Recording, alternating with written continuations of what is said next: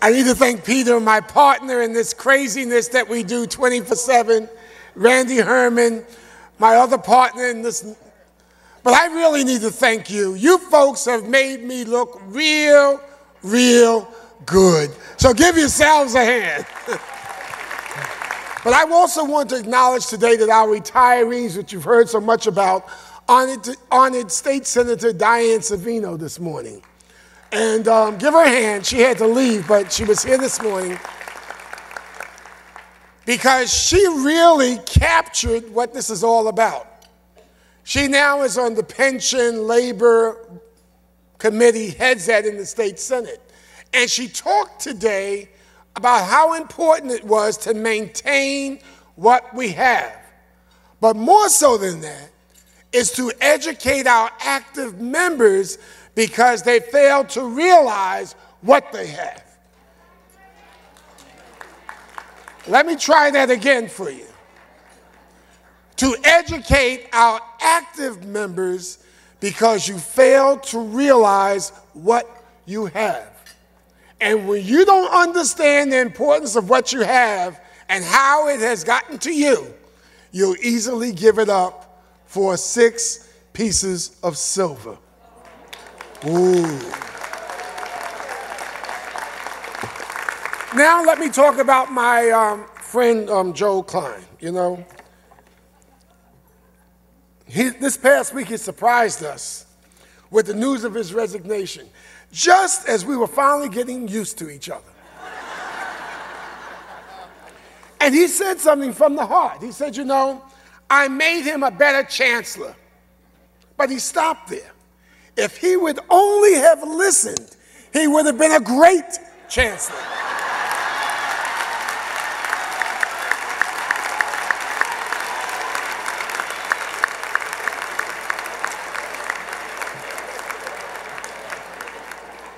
So now we go back to being a teacher again, you know. I'm looking forward to meeting Miss Black. We've had an opportunity for a brief conversation.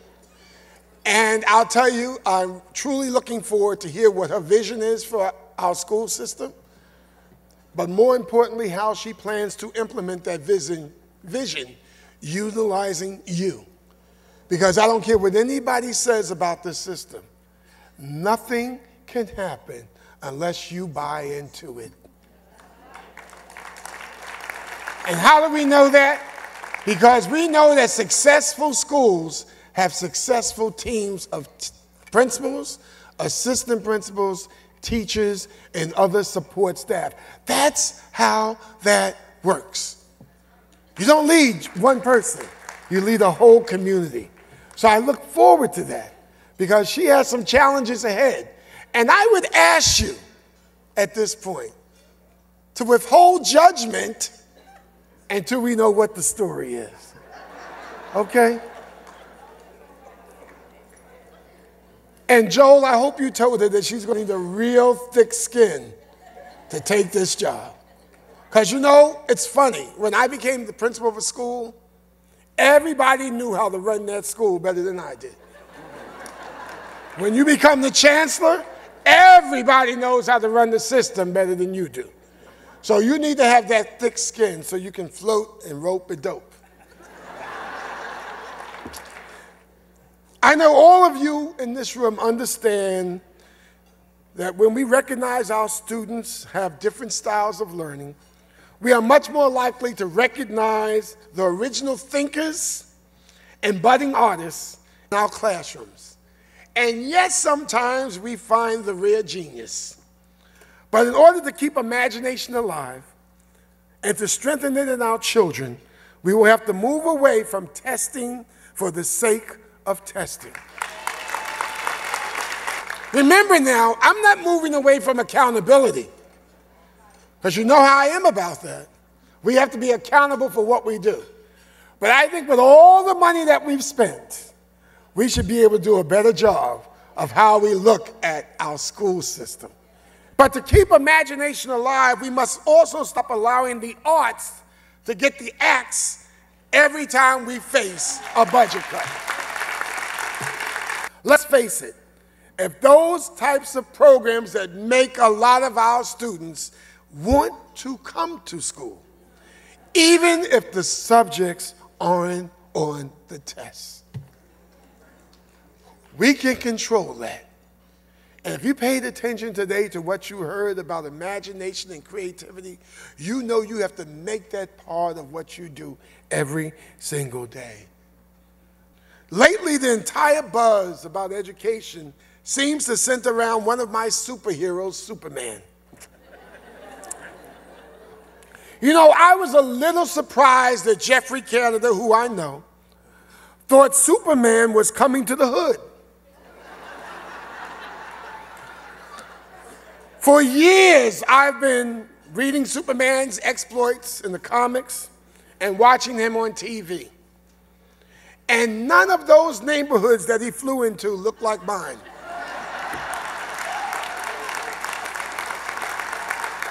I came into this profession understanding and believing that I was the superhero.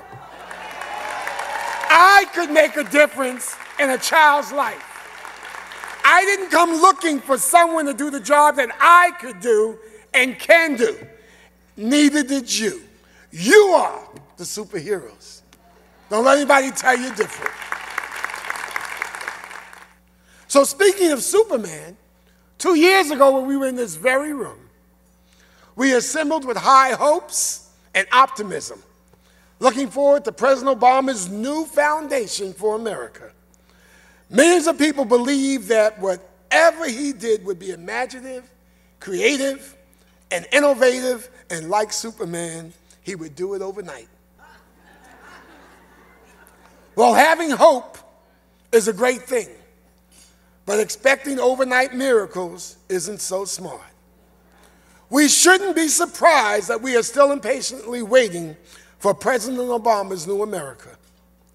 But we should be concerned, really worried, that in 2 years' time, the optimism of America has been robbed by corporate and financial industry thieves who squandered so much of our nation's wealth. These thieves are exploiting the desperation of America's unemployed as if they weren't responsible for most of that unemployment. They want the public to believe that a new young president's vision has already failed.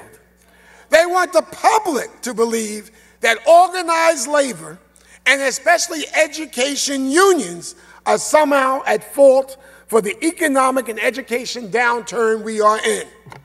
They want the public to believe that anyone who belongs to a union is being paid too much, given too many benefits, and rewarded with big pensions that we didn't earn. They want us to accept the notion that a job is a job, regardless of whether or not you can support yourself and a family. They want public sector employees, government workers, including those of us who educate children, to sacrifice more and be grateful to have a paycheck, any kind of paycheck. Let me remind you who some of the most imaginative, creative, and innovative Americans were. They were the founders of the labor movement. They were not interested in the race to the bottom. And neither are we.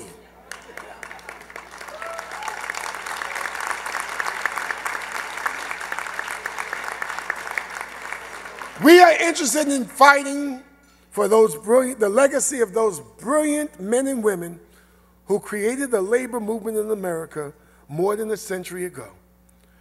We are interested in living up to the vision of those who brought us the 40-hour week, a safe work environment, a 2-day weekend, and an end to child labor.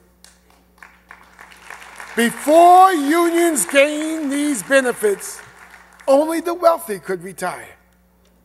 Today, the wealthy are still at a huge advantage over the rest of us. But you know, we don't hear enough about an outcry when corporate giants make their multi-million-dollar salaries, get their multi-million-dollar bonuses, and win their golden parachutes. Let us not allow corporate America to scapegoat us. Let us not allow them to lower our salaries, reduce our hard-earned benefits, and lower our expectations for our children's education and future employment. We must remain vigilant and respond with all our might when the giants of industry and finance stir up the public rage against us and come to snatch what we have earned. Every one of us in this room should be especially concerned about the onslaught of anti-unionism. CSA doesn't have a contract yet. U of T doesn't have a contract yet. Our city-funded daycare directors and assistant directors haven't had a contract for more than 4 years. We should be outraged. And instead, what they would like to do is get into state law and change the Triborough Agreement. Why? Because they'll never have to negotiate with us until we come crawling to the table taking peanuts that they offer. We are reasonable people, always have been. But we have to stand tall and be more vigilant than ever before. And you know, I'm a firm believer in collective bargaining because collective bargaining requires imagination, creativity, and innovation.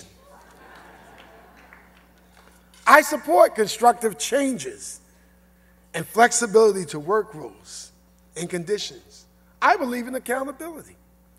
But I will fight to the end if only we, America's organized workers, are asked to lower our expectations for a decent life while the rich get even richer and the gulf between the rich and the poor grows so wide that the middle class disappears altogether.